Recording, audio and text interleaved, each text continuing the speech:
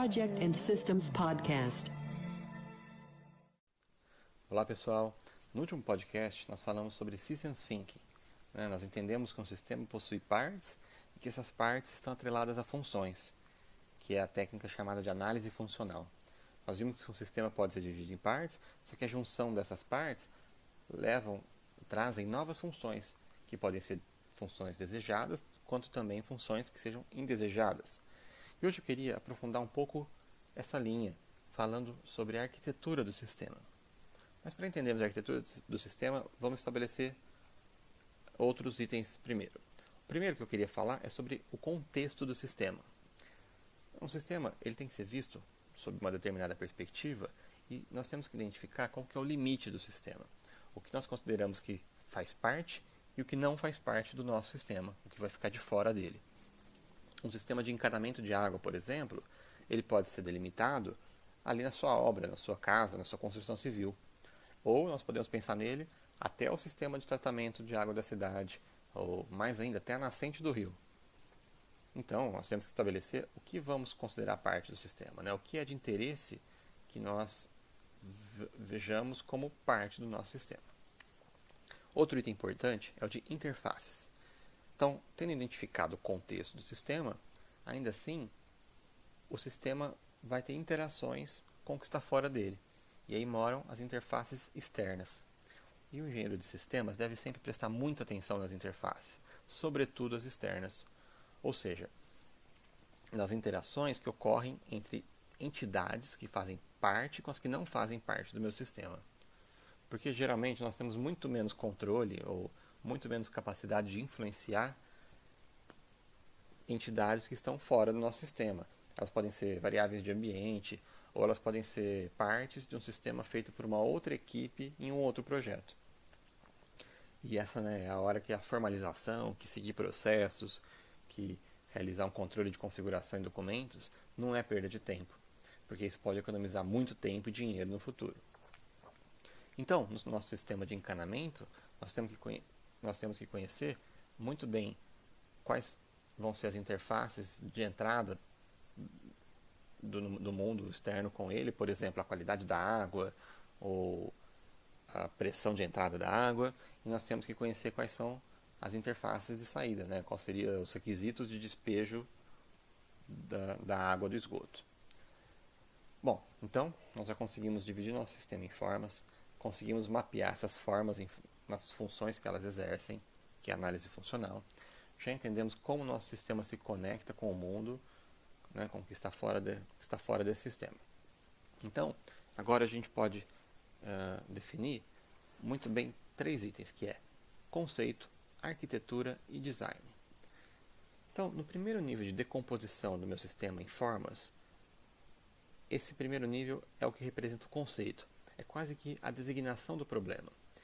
Então, o conceito do sistema de encanamento de água é levar água para diferentes partes da obra e recolher água em outros pontos, por exemplo.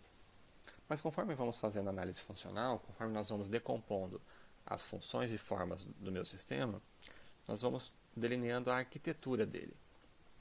E devemos inicialmente acomodar o sistema em partes que sejam independentes da tecnologia final que nós vamos usar. Isso é, a arquitetura do sistema tende para o lado da neutralidade da solução que vai ser usada.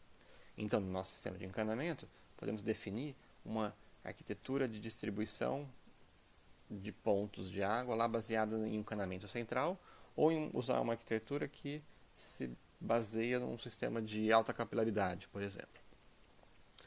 E esse mapeamento, essa definição de arquitetura, vai permitir que o projetista possa explorar diferentes possibilidades e encontrar soluções otimizadas conforme ele vai na direção do design.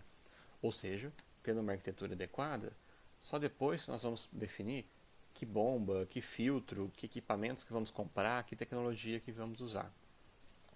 Então nós fazemos o caminho: conceito, arquitetura e design.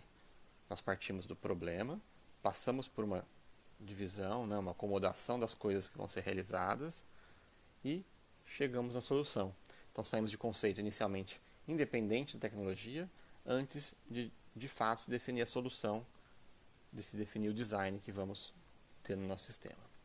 E o arquiteto do sistema, ele vai fazer o seu desenho da sua arquitetura se fazendo perguntas como: qual que é o impacto deste subsistema se o meu sistema for configurado dessa maneira? Ou ainda, o quanto que essa forma, essa parte que realiza essa função está acoplada com o restante do meu sistema. E existem técnicas para se construir uma boa arquitetura, existem ferramentas para se modelar essa arquitetura. Por exemplo, a OPM, né, ela representa a Object Process Methodology, ela representa o sistema de uma forma bem simples, relativamente simples. Tem a FFBD, que é a Functional Flow Block Diagram, ou outros diagramas também incluídos lá no pacote do SysML. Ou também temos também a DSN, que é Design Structure Matrix. Ela organiza a arquitetura levando em conta o acoplamento entre as interfaces. Enfim, tem muitas formas de trabalhar, muitas ferramentas, conforme nós vamos devagarinho apresentando por aqui. Então, por fim, eu queria enfatizar que o trabalho adequado do arquiteto ou do engenheiro de sistemas responsável pela arquitetura do sistema, além de ele direcionar o design, ele vai conseguir trazer para esse sistema outros benefícios.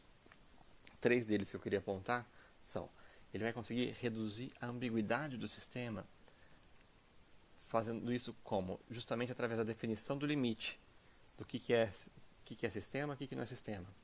Ele vai também conseguir fazer com que o time exerça uma melhor criatividade. Como que ele faz isso? Através da definição do conceito do sistema, independente da tecnologia final que vai ser usada. E por último, gerenciar a complexidade do sistema.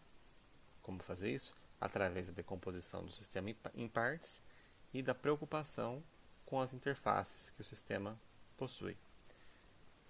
Então, obrigado a todos, bons projetos, bons conceitos, boas arquiteturas, bons designs. Grande abraço e até o próximo Projects and Systems Podcast.